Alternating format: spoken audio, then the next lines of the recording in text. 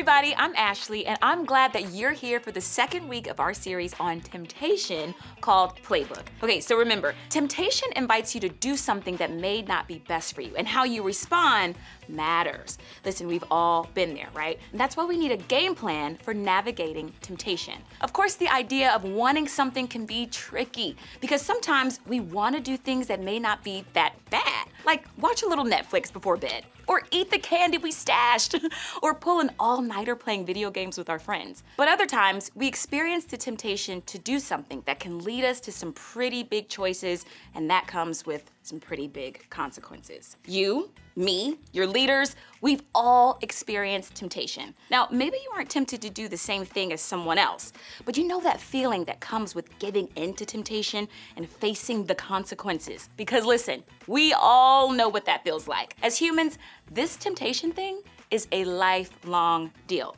Maybe this will help better explain. Now I'm set. You can eat these in but wait 1 second, okay? Okay. I gotta go upstairs. Don't eat it until I come back, okay? Okay. All right, I'll be right back.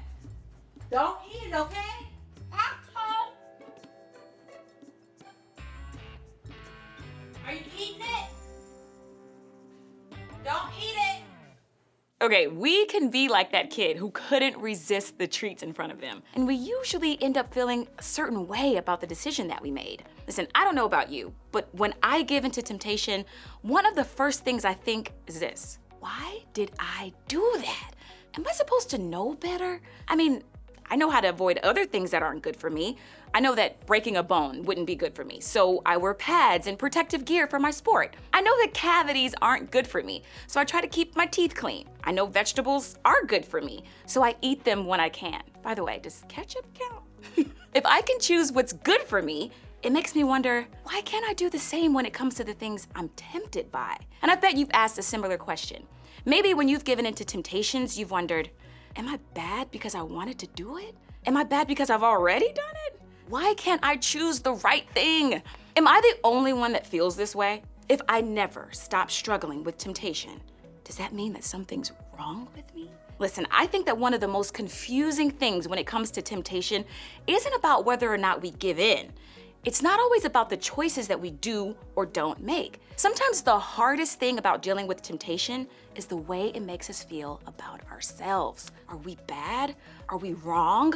Are we the only ones that struggle like this? So when questions about temptation pop up in our minds like these, one of the first things that we can do is look to Jesus, because Jesus dealt with temptation. Yes, the one who is God in a human body. Just knowing that makes me feel better already. So 3 of the people who wrote the story of Jesus' life, Matthew, Mark, and Luke, mention that before Jesus started traveling, healing, and teaching, the Spirit led him into the desert. In the story of what happened, we discover that during his time in the desert, Jesus experienced very real temptation. We also discovered that the way Jesus resisted temptation was with his playbook. Each time Jesus was tempted, he resisted temptation by quoting a scripture in such a way that showed that he knew and trusted God's heart. So the writer of Hebrews, in a letter in the New Testament, wrote something so powerful for us to consider regarding Jesus and temptation. At the time this letter was written, there was a lot of temptation for people to turn away from Jesus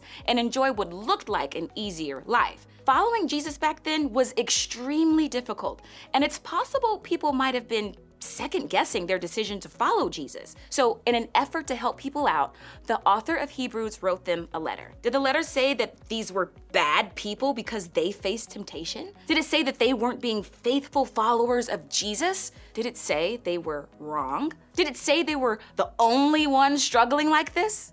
Well, let's find out. For we do not have a high priest who is unable to empathize with our weaknesses, but we have one who has been tempted in every way, just as we are, yet he did not sin. Okay, let's begin at the end of this verse. The writer said that we have one, being Jesus, who has been tempted in every way. In every way. So if Jesus was tempted in every way, I think it's safe to assume that we will be tempted in every way too. So we need to make a plan for how we will resist temptation. But let's break this down even more. The phrase high priest was used to describe Jesus here. The role of the high priest in Jewish culture was to act as the middle person between God and God's followers. But when Jesus died and came back to life, he became the ultimate high priest, proving that he was God in a human body and removing anything that would keep us from God. So when the writer said that we have a high priest who empathizes or understands our weaknesses and temptations, the author was talking about Jesus. And that's our secret to resisting temptation. It's one thing to be tempted. It's another thing to have a playbook to resist temptation. And it's an even better thing to have Jesus, our high priest, who has run every play in the playbook and can and will coach us to resist temptation. So does being tempted and not knowing what to do mean somehow you've messed up? Does not having all the answers on your own mean that you're just not getting life right? Not at all. It means that you're human. It's the opposite. It means that you need a playbook. In fact, everybody needs a playbook for temptation. You, me, your teachers, your family members, your best friend, even Jesus himself. Everybody faces temptation. And because of that, we can know that we're not failing or wrong or facing temptation all on our own, because everybody needs a playbook for temptation. Jesus was tempted, and in every temptation, Jesus never gave in. In the story of Jesus facing temptations, we see that he used specific scriptures to remind himself of what is true and to help him resist temptation. He leaned on the playbook of what he knew was best, and he made decisions that lined up with that. So facing temptation isn't wrong. It's not the desire to do something that's wrong. It's what you choose to do with that desire that can lead you down a path that is not best for you. And that's where the playbook comes in. Without it, you're facing temptation totally on your own. But with a good playbook to resist it, you're prepared to make a different choice, a better choice than giving in. So remember, everybody needs a playbook for temptation. Even the best teams in any sport know that this is true. The playbook isn't created for one player.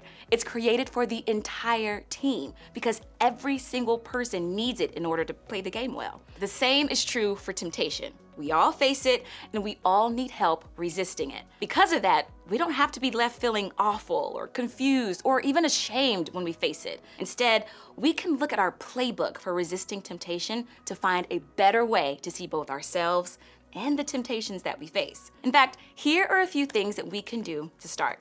First, remember what's true about you. Unwise choices don't make us bad people. One mistake doesn't mean you've messed up for good. The desire to do something that we know we shouldn't doesn't make us anything other than human. So when we find ourselves facing temptation, we need to remember what's true. We are God's good creation. We are loved, known, and understood by Jesus himself. And there's nothing that we can do that will change that. And second, look to Jesus. Remember, Jesus understands what we're feeling when we're tempted. He gets it. And because of that, he can help us as we face it. Not only can we look to his real life recorded in scripture to see how he handled temptation, we can ask God for help as we handle it ourselves. So the next time you're tempted to do something you know isn't good for you, ask for Jesus' help. Pray to be reminded that he not only loves you, but he also understands what you're feeling, and he's there to guide you toward a better path.